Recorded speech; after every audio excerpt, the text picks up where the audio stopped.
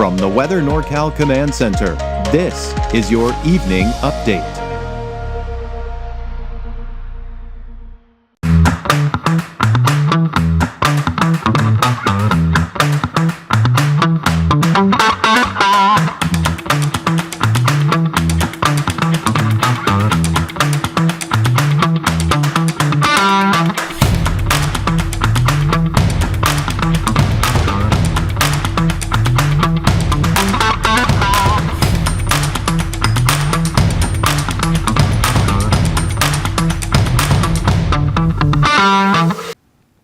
Well, Dennis's Heating and Air, if you have a broken air conditioner, you know where to go to get it fixed, right? Dennis's Heating and Air. And hopefully nobody's air conditioners are broken, because I'm sure they are cranking full time for many of us, especially in the valley and even in the mountains, definitely dealing with that heat. So who here, I mean, by a raise of hands, is sick of this heat already?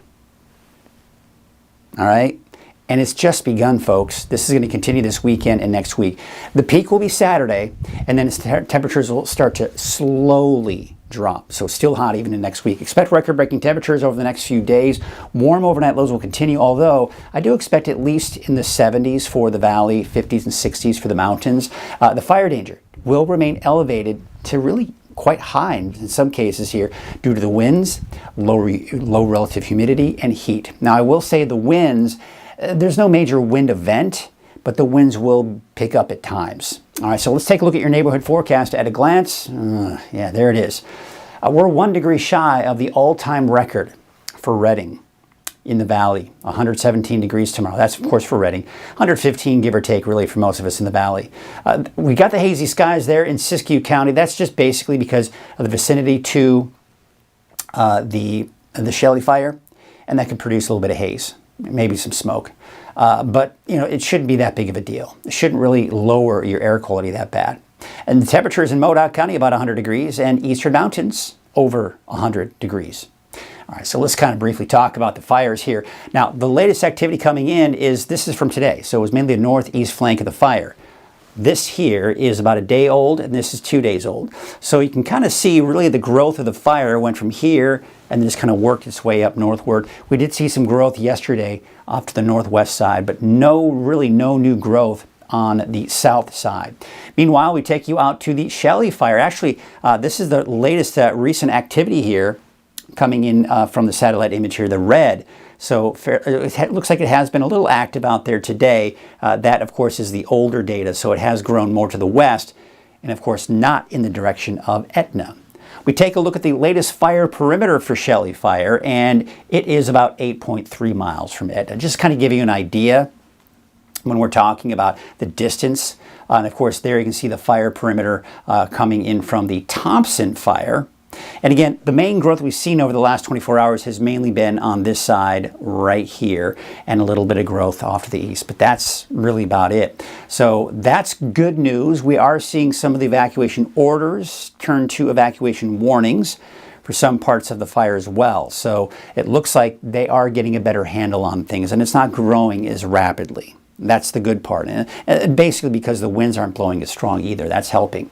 So we look at this smoke forecast. One thing to keep in mind with the smoke forecast, it really does depend on the overall activity from the fires. But based on the current conditions and what's projected, here's what we can see. As we go to 10 o'clock tonight, so we could be looking at some smoke around Etna and then maybe around Mount Shasta, south of Mount Shasta. Now, you're going to see in the forecast some smoke for tonight in Mount Shasta. I don't think it will really impede the fireworks, but it could. You could certainly see maybe some haze, maybe even smell some smoke out there. Meanwhile, we take you down to Chico, a little bit of haze. This right here, I mean, most likely you won't even see the haze, really. Then we take you into 6 a.m. on Friday, and there you can see, yeah, there's around west side there near Etna, still looking at some pretty dense smoke, but especially around the vicinity of the fire, and just some haze here and there. Then we take you into your noon on Friday. Again, a little bit of haze, but nothing all that noticeable. Most of the smoke will be from the Shelley fire. just west of Etna, as a matter of fact, kind of where the main, again, really mainly where the fire is. And then that'll kind of push southward here as we take into Friday evening and even into Friday night, maybe again more of that smoke and haze, kind of making its way southward into Trinity County by the time we get into Saturday morning. Again, it all depends on the overall projection on what those fires decide to do. Before we get to the fire weather alerts, I want to just kind of take a look at some of the latest fires here coming in from watch duty. So the first thing we're going to do is we're going to take a look at the Shelley fire. That's at 313 acres. Last report, as of between 5 and 6 p.m. as I'm recording this, the Shelley fire is 313 acres in size. I'm not going to really go too much into Sunset or Beaver Fire, the Hennessy Fire, because they're kind of low on the scale there. Now we take a look at the Buenaventura Fire. This is actually fairly recent, at about 1/4 of an acre. Containment around the fire per incident command, also requesting hard closure of Starlight between Auburn and Buenaventura. So that has created some issues there. The Olinda Fire, all evacuations have been lifted at 98 acres and 20% containment. We're going to zoom in, and I believe, no, I thought there was a fire perimeter for that one, but I guess that's not the case. Then, of course, we've got the Deer Fire at 30 acres, and there you can see at about 20% containment there. And then, of course, we take you to the big guy here, Thompson Fire, 3,747 acres with 7% containment. So we are starting to see some containment from this fire. And again, you can still see some of the evacuation orders and warnings. Now, the good news is a lot of the orders for the neighboring community to Kelly Ridge has turned into evacuation warnings. So again, this is good confidence that the south side of the fire just isn't seeing much in the way of that growth. Again, it's mainly the north side of the fire that we've seen most of the growth from the Thompson Fire. All right, so that's pretty much the latest on the fires. Let's go and take a look at the fire weather alerts. And just this afternoon, the National Weather Service decided to go ahead and issue a fire weather watch for Saturday through Sunday evening. So basically this weekend for western Siskiyou County and central and northern Trinity County as well. Now, I would not be surprised if the National Weather Service, number one, eventually upgraded this to a red flag warning, but then maybe see some fire weather alerts here for the rest of Siskiyou County, Modoc County, and parts of the eastern mountains as well. And you'll see what I'm talking about when we take a look at the winds here in a second. But the Friday potential here is mainly because of the heat. The winds have died down. The 20 to 30 mile an hour gust, that's pretty much over with. But it's the heat and the dry conditions that we've got to contend with. Now, again, I'm mentioning that the winds are dying down for the most part, but still breezy at times. Now, on Sunday, it looks like we're back to just the moderate, high fire danger at that point. However, I wouldn't be surprised if that even did get extended into Sunday. So again, let's take a look at the winds. So as we go into 6 o'clock tomorrow morning, nothing to be concerned about. As we go into tomorrow afternoon, again, you see how it's, we're not looking at any major gusts, but we're getting in upwards of 10 to 15 miles per hour on average. Some areas a little bit higher than that. That's a little bit higher than you'd like to see, especially during the fire season. Then we go into Saturday. Look what's happening. Now, this is when we have the fire weather watch for western Siskiyou County and for Trinity County. You can see nothing terribly unusual with the winds, quite honestly. But this is where I'm seeing stronger winds, actually over Modoc County, eastern mountains. Again, that's why I wouldn't be surprised if we started to see some fire weather watches or even red flag warnings for these areas here, because the winds are actually going to be stronger there. Now we look at the humidity, we're actually seeing some decent recovery in the early morning hours. We're getting in the 30% range. If you recall, a few mornings ago, it was still down in the teens. So we are seeing some better recovery, but still very low in the afternoon, single digits and some teens out in Trinity County. We're taking it Saturday morning, again, decent recovery, maybe not as good actually. And then Saturday afternoon, yeah, very low relative humidity. No big surprises there. So we look at the fire weather risk. It's not just the valley we got to watch here, but again, see what we're seeing here? A lot of yellows and oranges indicating the moderate to high range when we're talking about fire danger. There's Shasta Valley in central Siskiyou County, and there you can see that moderate category here for your Friday as we take into Siskiyou County. But look at this. Again, there's the valley. We've got that high to extreme fire danger, but now it's getting even higher out towards Modoc County and into Lassen County as well, and not to mention the higher fire risk here into central Siskiyou County, and we're beginning to see more of that sprinkled into the Trinity County area as well. And again, that's why starting Saturday, we do have that fire weather watch for this area right here. But again, I would not be surprised if we eventually saw a fire weather watch for this area too, because I think the winds here will actually be stronger, and that could create some more problems. Look at the high temperatures out there today. I was forecasting a high of 112 degrees today for Redding. That's what we saw. And I do expect, of course, as you can see here, 103 degrees for Bernie, not quite 100 degrees for Susanville, 95 for El Tourist. Mount Shasta, I was expecting about 100. A cool 98 for the daytime high. But look at that, Weaverville, Hayfork, 106 and 107 respectively. 107 in Hoopa, 73 out in Crescent City, and 69 for Eureka. There's all the heat alerts. This is going to continue through Tuesday.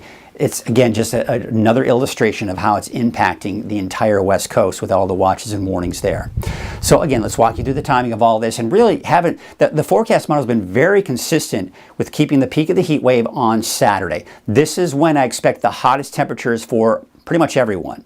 Then we go into Sunday. Look what happens. That quickly dives down to the south and east. Now, what's significant about that is now the main bubble of heat is down to our south. We're still very hot, by the way, on Sunday, and really through next week. And the reason why it's still going to be very hot through next week is this ridge of high pressure, it's going to actually build higher, stronger and stronger, but off to our east. But what you'll notice here is by the end of next week, it's beginning to push even more to the east. So again, I've talked about this before. You've got a dome of high pressure. The top of that dome, the center of the dome right there, is where the hottest temperatures are. You get in the outer perimeter of that dome, temperatures get cooler and cooler and cooler until you get outside of that ridge of high pressure. So what we're seeing here is that dome is right on top of us on Saturday. It shifts to the south on Sunday, builds and just stays consistent off to our west through at least the middle of next week. Then by Thursday, Friday, that begins to move even farther away from us. So the farther away we can get the center of high pressure away from us, the cooler we can drop those temperatures. So we look at the 10-day trend. That's what I was talking about. Yes, the peak is on Saturday, but look at Sunday. You see how we drop about 4 degrees? That's because that high pressure shifts to the south. And then it just builds to our east fairly strong. So it's going to keep it around 113 Monday and still around 110 degrees plus for Tuesday, Wednesday. But then by the time we get into Thursday, Friday, into that next weekend, you see how it's getting farther away from us, and as a result, our temperatures are also starting to drop. So I'm expecting many areas to break records for the next 3 days. Redding will most likely break records for all of Friday, Saturday, and Sunday. And take you out to Mount Shasta City. You could break a record tomorrow, Saturday, and even on Sunday. We take you out to Susanville. You could barely break a record tomorrow, Saturday, and Sunday as well. Now for the coast, okay, you may break a record tomorrow, but barely. Okay, it's going to be close. And then I do expect those temperatures to drop a little bit here as we go into Saturday and into your Sunday as well.